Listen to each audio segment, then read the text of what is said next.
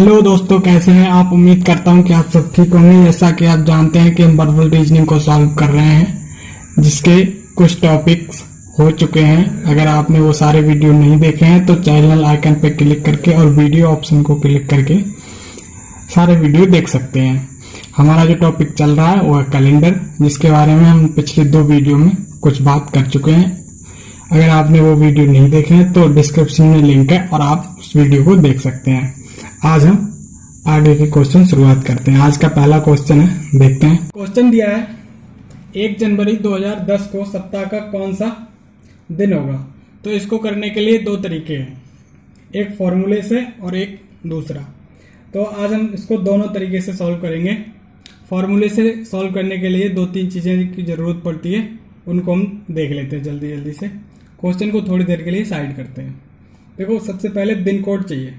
क्या चाहिए? दिन कोड। दिन कोड चाहिए। क्या? Sunday, Monday, Tuesday, Wednesday, Thursday, Friday और होता है सैटरडे। इसके लिए 1, 2, 3, 4, 5, 6 और 7 या 0, क्योंकि अगर हम 7 से डिवाइड करेंगे तो 7 तो शेष बच नहीं सकते, तो इसको 0 बोल देंगे। ठीक है। उसके आगे होता है मंथ कोड। क्या? महाकोड। महाकोड होता है। ठीक है। महाकोड के लिए देखो, जनवरी, फरवरी, मार्च, अप्रैल, मई, जून, जुलाई, अगस्त, सितंबर, अक्टूबर, नवंबर और दिसंबर। ठीक है। इसके लिए कोड होता है 144 0 36 0 25 146। ठीक है। ये होता है सामान्य वर्ष के लिए, ये सामान्य वर्ष के लिए होता है। ठीक है। लेकिन लीप वर्ष में चेंज हो जाता है। लीप वर्ष में चेंज हो जाता है। जनवरी का 0 हो जाता है, फरवरी का 3 होता है। ठीक है। बाकी सारे सेम रहते हैं। 4 0 3 6 0 2 5 1 4 6 जो भी है सारे सेम रहते हैं। ठीक है। इसके बाद एक कोड की और जरूरत पड़ती है। कौन सा? शताब्दी कोड। शताब्दी कोड दिखाता हूं मैं। मान लो 1600, 1700, 1800, 1900, 2000। ठीक है। तो इसके लिए कोड क्या होता है? 6 4 2 0 और 6, ऐसे रिपीट होता रहता है। ये फिर से 6 आ गया तो आगे ऐसे ही रिपीट होता रहेगा। उसके आगे होता है फॉर्मूला। उसके बाद फॉर्मूला सूत्र होता है दिन माह प्लस शताब्दी प्लस वर्ष प्लस लीप वर्ष। ठीक है। और इन सब को डिवाइड कर देते हैं 7 से, और जो दिन बचता है उसको हम डे कोड से कर लेते हैं। अब हम देखेंगे क्वेश्चन को, वहां समझते हैं। ठीक है। ओके। अब देखते हैं क्वेश्चन। क्वेश्चन क्या कह रहा है? 1 जनवरी 2000 क्या दिया है? 1 जनवरी और 2010। ठीक है। इसको निकालना है तो दिन कितना? एक ही दिन है, प्लस जनवरी का कोड 1 होता। ठीक। अब देखो ईयर कौन, शताब्दी कौन सी है? शताब्दी है 2000, इसका कोड 6 होता है। अब ईयर देखते हैं, ईयर कितनी है? 10। ठीक। प्लस लीप ईयर कितने होंगे? 10 को अगर हम 4 से डिवाइड करेंगे तो 2 बार जा सकते हैं। तो जितने बार चले जाते हैं वो इतने लीप वर्ष होते हैं। जैसे 4 से डिवाइड करोगे तो मैक्सिमम 4 दूनी 8 होता है, तो 2 लीप वर्ष हो जाएंगे। ठीक है। इनको कैलकुलेट कर लो, जोड़ लो, कितना आ जाएगा ये? 8 10 18 तो 20 हो गया। ठीक है। 20 को अगर हम 7 से डिवाइड कर दें तो 2 बार चले जाएंगे और शेष बचेंगे 6। और हमने अभी जब दिन कोड बताया था तो 6 कोड कौन से का था? 6 कोड था आपका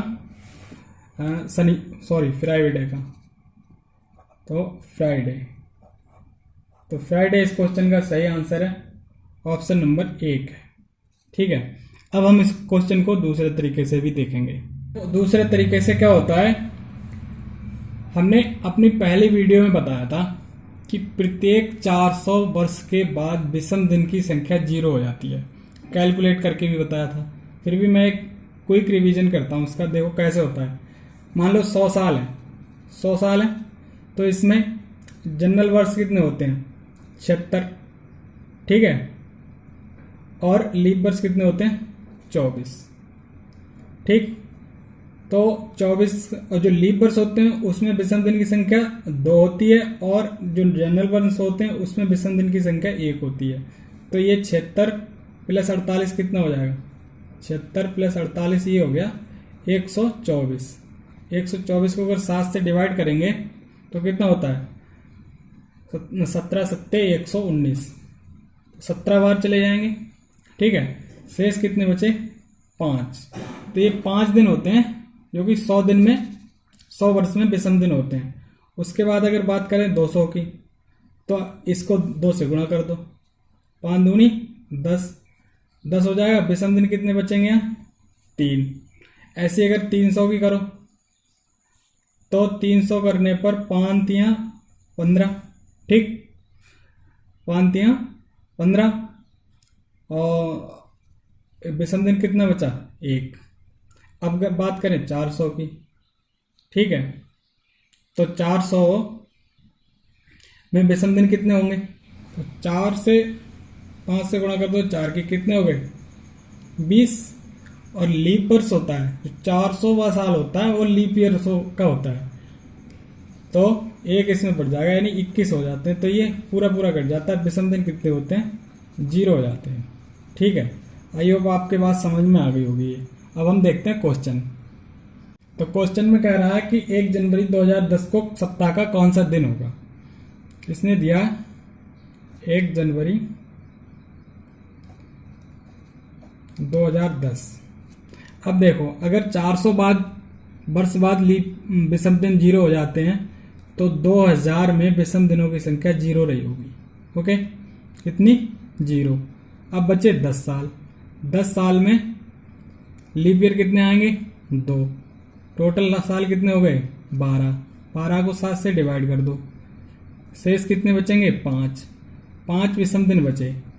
अच्छा, यहाँ पर एक चीज ध्यान देने की चीज ये है कि यहाँ जो विषम कोड डे जो कोड होता है वो संडे को हम 0 लेते हैं। ठीक है, और उस हिसाब से आगे बढ़ते चले जाते हैं। लेकिन पिछले सूत्र में मैंने बताया था संडे को हमने 1 लिया था, तो इतना डिफरेंस रहता है, इसको हमें ध्यान रखना पड़ता है। ठीक है, तो 5वां दिन अगर हम 0 लेंगे किसको? संडे को, तो 5वां दिन फ्राइडे होगा।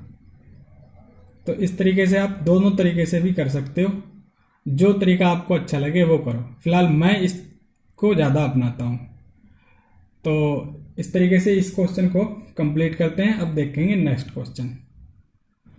इस क्वेश्चन में कह रहा है कि शुक्रवार को एक नियोजित सम्मेलन स्थान पर पहुंचकर मैंने जाना कि मैं निर्धारित दिन के 2 दिन पहले ही पूर्व पहुंच गया। यदि मैं आगामी बुधवार को वहां पहुंचता तो कितने दिन देरी होती? तो देखो ये क्या कह रहे हैं कि ये शुक्रवार को पहुंच गए और 2 दिन पहले पहुंच गए। देखो शुक्रवार को पहुंचे हैं ये, और कितने दिन पहले पहुंचे हैं? 2 दिन। तो 2 दिन अगर जोड़ दोगे तो कौन सा दिन हो जाएगा? रविवार। यानी कि इनको किस दिन जाना था? रविवार को जाना था। अब ये क्या कह रहे हैं कि अगर मैं बुधवार को जाऊं, कौन से दिन जाएं? ये रविवार से प्लस कर रहे हैं और ये पहुंच रहे हैं बुधवार। ठीक है, तो कितने दिन जोड़ने पड़ेंगे? 3 दिन जोड़ते हैं, तो ये 3 दिन जो है वो इसका आंसर है। ऑप्शन नंबर सी बिल्कुल करेक्ट है। ओके, नेक्स्ट क्वेश्चन में क्या देखते हैं। कह रहा है अगर माह का तीसरा दिन सोमवार है, यानी क्या कह रहा है ये कि 3 तारीख को सोमवार है। ठीक है, आगे क्या कह रहा, तो निम्नलिखित में से उस माह के 21वें दिन से आगे 5वां दिन कौन सा होगा। तो निम्नलिखित में उस माह के 21वें से आगे 5वां दिन कौन सा होगा। तो देखो 21वें से आगे 5 कितने हो गए टोटल, 26 हो गए, टोटल हो गए 26। और इसमें से 3 माइनस कर दो क्योंकि 3 तारीख को इसने पहले ही बता दिया। तो कितने बचे 23। 23 को 7 से डिवाइड कर दो, कितने शेष बचेंगे, 2 शेष बचेंगे। वार कितने चले जाएंगे, 3। ठीक है, तो ये 2 दिन बचे। सोमवार में जोड़ दो 2 दिन, सोमवार प्लस 2 दिन इजकल टू बुधवार। ठीक है, सोमवार में 2 दिन जोड़ने पर बुधवार होता है। तो ये बुधवार इसका करेक्ट आंसर है। ऑप्शन नंबर इसका भी सी है। ओके, नेक्स्ट क्वेश्चन में क्या कह रहा है, कह रहा है यदि परसों शनिवार है तो कल से 3 दिन पहले कौन सा दिन था। देखो क्या कह रहा, अगर परसों मान लिया शनिवार है,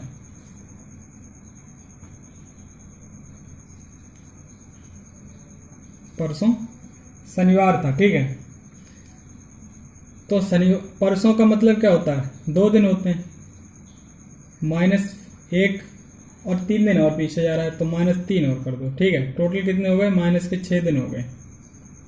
देखो परसों जो होता है 2 दिन होता है, आज 1 का दिन और 3 दिन और। ठीक है, तो -6 दिन कर दो। शनिवार में से अगर -6 दिन कर देंगे, शनिवार -6 दिन, तो कितना आएगा, हाँ, तो आता है भाई शनिवार से का अगला दिन से जो होता है वही आता है।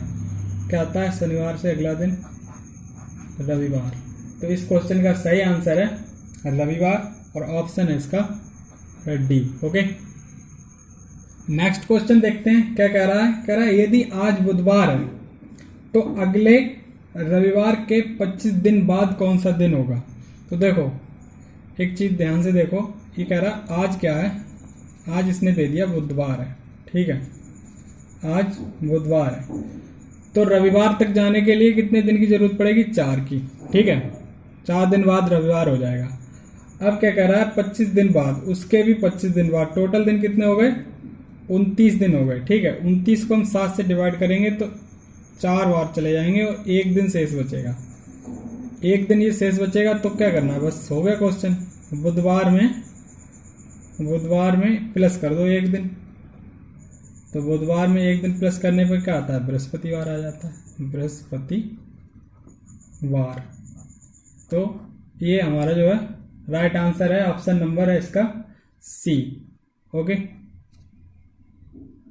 नेक्स्ट क्वेश्चन देखते हैं। देखो क्या कह रहा है, अच्छा क्वेश्चन है और ऐसे क्वेश्चन खूब आते हैं। कह रहा है संगीता को याद है कि उसके पिता का जन्मदिन निश्चित रूप से 8 दिसंबर के बाद और 13 दिसंबर से पहले है। लिख लेते हैं इसको। क्या कह रहा है इसे, 8 दिसंबर, ठीक है, के और 13 दिसंबर के बीच में है। ठीक है, और उसके बाद क्या, उसकी बहन नताशा को याद है कि उसके पिता का जन्मदिन निश्चित रूप से 9 दिसंबर के बाद है, 9 दिसंबर के बाद है और 14 दिसंबर से पहले है। ठीक है, 14 दिसंबर से पहले है। तो कौन से दिन हो सकते हैं, देखो इसके और इसके बीच के हम दिन गिनते हैं। तो कौन कौन से हो सकते हैं, 10 दिसंबर हो सकती है, 11 दिसंबर हो सकता है, 12 दिसंबर होता है, यानी इन 3 में से कोई सा भी दिन हो सकता है। इसलिए ऑप्शन नंबर इसका डी करेक्ट है। डी ऑप्शन इसका बिल्कुल ठीक है। इस क्वेश्चन को पढ़ते हैं। देखो इसमें क्या है, कह रहा है एक आगम लिपिक को प्रार्थना पत्र प्राप्त किसी दोपहर को मिला। ठीक है, अगले दिन उसने वरिष्ठ लिपिक के पास भेज दिया जो उसे दिन छुट्टी पर था। अगले दिन शाम को वरिष्ठ लिपिक ने उस प्रार्थना पत्र अधिकारी तक पहुंचा दिया। अधिकारी ने उसी दिन अर्थात शुक्रवार को निस्तारण किया। तो अगम लिपिक को प्रार्थना पत्र किस दिन मिला था। तो देखो इसमें क्या सिंपल है, मान लो आज मिला। ठीक है, मान लो आज मिला, हमने मान लिया आज मिला। तो क्या किया उसने, अगले दिन भेजा यानी कल, लेकिन कल छुट्टी थी। फिर उसने क्या किया, अगले दिन भेजा होगा, परसों शाम को भेज दिया। परसों की बात कर रहा है, यानी कि परसों भेज दिया इसने, ठीक है, परसों भेज दिया और कह रहा है उस दिन शाम को, क्या दिन था, शुक्रवार था। तो जब परसों शुक्रवार था तो आज कौन सा दिन होगा, ये बता दो। अगर परसों शुक्रवार होने वाला है, ये ध्यान रखना, परसों शुक्रवार होने वाला है तो आज कौन सा दिन होगा, आज होगा बुधवार। तो बुधवार इस क्वेश्चन का सही आंसर है, ऑप्शन नंबर ए है। नेक्स्ट क्वेश्चन में क्या कह रहा है कि नीला को ठीक याद है कि उसके भाई का जन्मदिन 12 के बाद और 16 फरवरी के पहले है। लिखते हैं 12 फरवरी के बाद और 16 फरवरी से पहले, यही तो कह रहा, ठीक है, यानी 12 और 16 के बीच में है। अगला क्या, उसकी बहन को याद है कि उसके भाई का जन्मदिन 14 के बाद परंतु 20, यानी वो कह रही है कि 14 फरवरी से और 20 फरवरी के बीच का है, ठीक है। तो इसमें क्या करना है, 14 और 16 के बीच का दिन निकाल दो, कौन सा, 15 फरवरी, ठीक है। ये जो 15 फरवरी आया, राइट आंसर है ऑप्शन नंबर बी। ओके,